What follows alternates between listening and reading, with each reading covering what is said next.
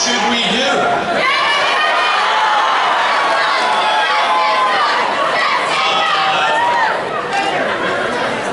Things that happen in the Marvel Universe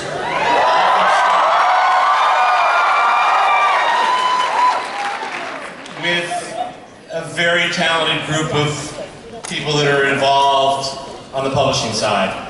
That name up there, this character, most of what we're going to talk about for the rest of this panel would not be possible without the incredible work of Brian Michael Bendis. Michael and David are actually in the house, and if they could stand up so that we could thank them for this incredible work.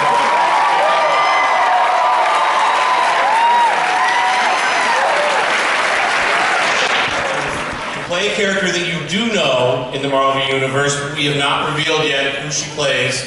And so today, another New York Comic-Con exclusive, Carrie-Anne Moss is playing Jerry Hogarth.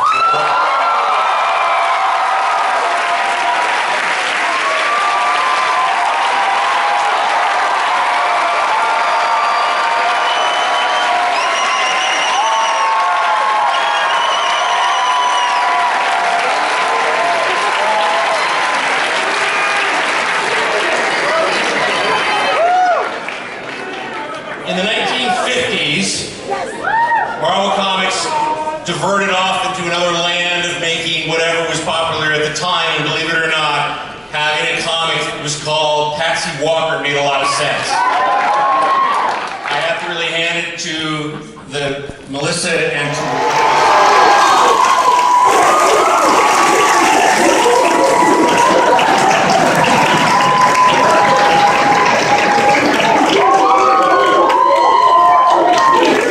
very strong and very handsome. Okay, so when you set out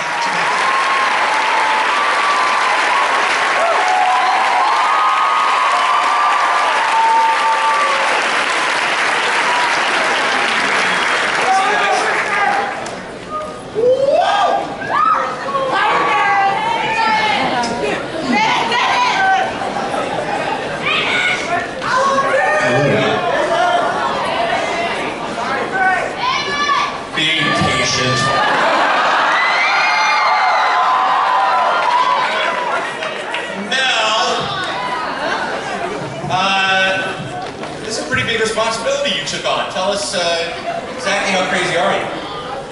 It's been a pretty crazy ride. We've been working, Jeff and I have been working on this for 4 years. To do this part is because of the richness of the female friendship. And Melissa has done this amazing thing that you know, the friendship between Jessica and Trish is flawed and complicated and loving, and you know, there's all these different little shades of, you know, jealousy in there and real life girlfriend kind of stuff that we have with our sisters, and I haven't seen that depicted on television quite in that way. And then when I heard Kristen Ritter was playing Jessica Jones, there is no other actress that can, you know, embody the kind of you know, deep emotional backstory stuff that's needed and still make it super sassy and funny and has this kind of dark humor through stuff. So yeah, it's pretty rad. We had fun.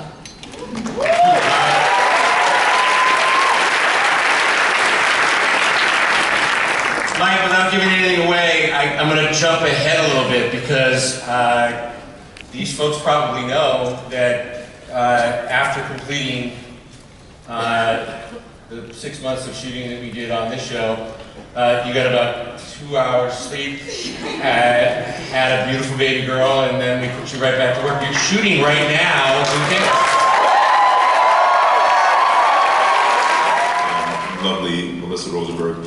The scenes that she wrote were so simple but so real and so grounded. And I remember her pulling me aside and said, listen, if I'm writing, I know it's different maybe from you, as you know, from your point of view. I said, everything you're saying seems right to me. I'm totally on board. I was really happy that they would give me a chance to build Luke's character very slowly. And so yes, we are working on Luke Cage right now, and it's going to be a different happy to be a part of it. This is just a great cast, and the only bad part about it, I didn't get to work with a lot of these other actors on this panel, but I'm sure in the future we will work a lot together.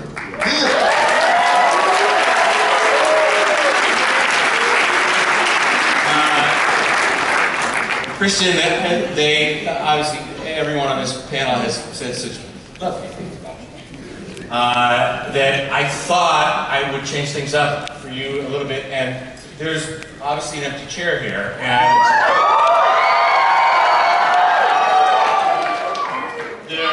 there is a story about Jessica's background and how, I mean, let's be honest, damaged she is. And that is brought about because of some really terrible things that a terrible man who doesn't see himself by the name of Kilgrave, who is played by David Tennant.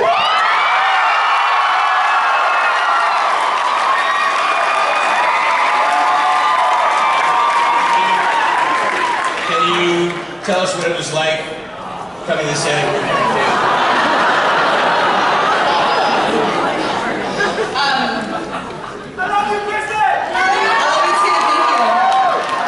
David Tennant is magic.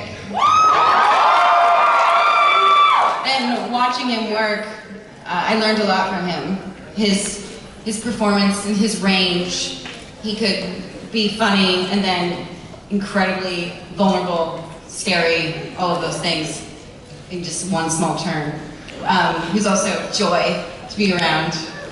And one of the best scene partners I could have ever asked for. And to expand on that, Jeff said from the beginning, we'll give you the best cast, the best writers, the best special effects, the best music, and he did that, and thank you.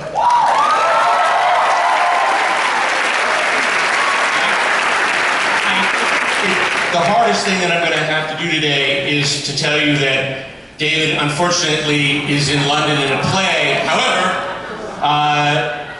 Jenny, roll the clip.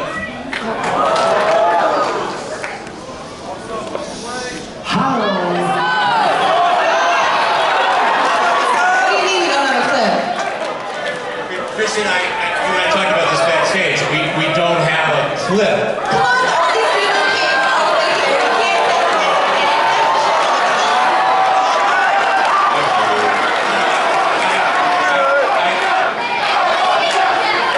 Please, Jeff, please. Okay. No, you don't understand. The reason why we don't have a clip is because we have the first episode.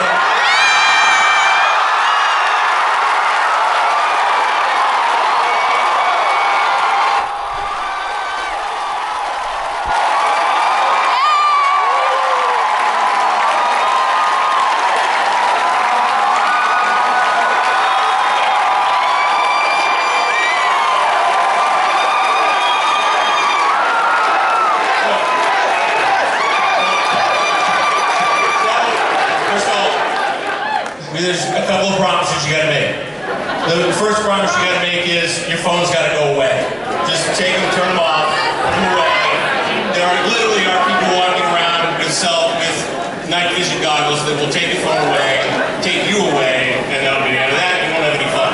The second thing is, this is something special that we wanted to do that Netflix made possible, and we're incredibly grateful for them to do it because New York Comic Con deserves nothing better than that.